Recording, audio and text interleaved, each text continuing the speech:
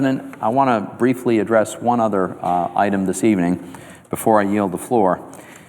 That is, I want to speak about the appalling shooting that occurred in Philadelphia just last Thursday evening, where a shooter attempted to assassinate a police officer in the name of ISIS on the streets of Philadelphia.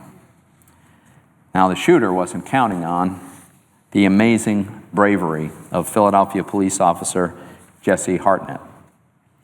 It was late at about 11:30 at night on Thursday, and reportedly a man waved down Officer Jesse Hartnett as he was driving along in his police cruiser. Officer Hartnett stopped the cruiser. The man walked over as though he were about to ask directions, and instead, out of the blue, he started firing shots at point-blank range into the driver's side window at Officer Hartnett. He kept walking right up to the car. As he walked, he kept shooting. At one point, he actually had his arm with the gun inside the window of the car, and he was still shooting. In total, the shooter fired 13 shots. Everybody who has seen, there's been some video, captured the incident, just cameras that happen to be in that area. It's absolutely amazing that Officer Hartnett managed to survive. Amazing. But he didn't just survive, Mr. President. He jumped out of his patrol car.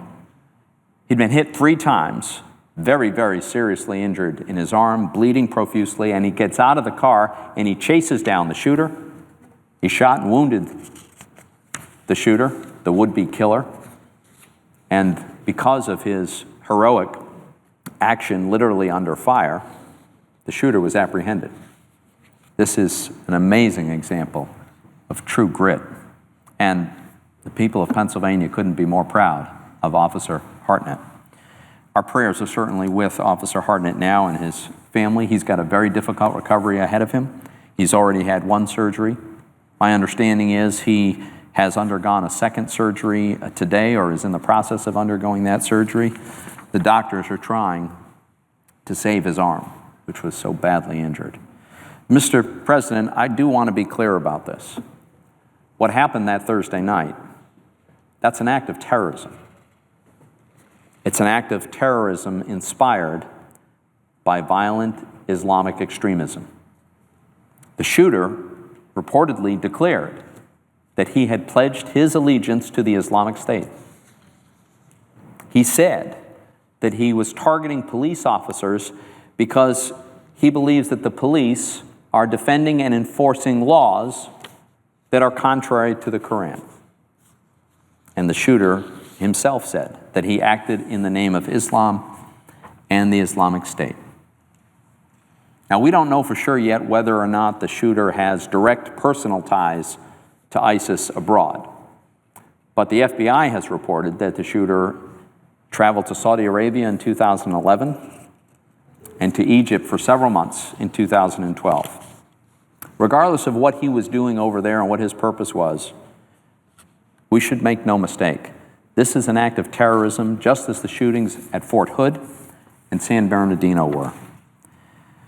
So let me be abundantly clear. I think everyone knows, obviously, that this cop killer, this attempt would-be cop killer, obviously doesn't represent all Muslims. No one would suggest it.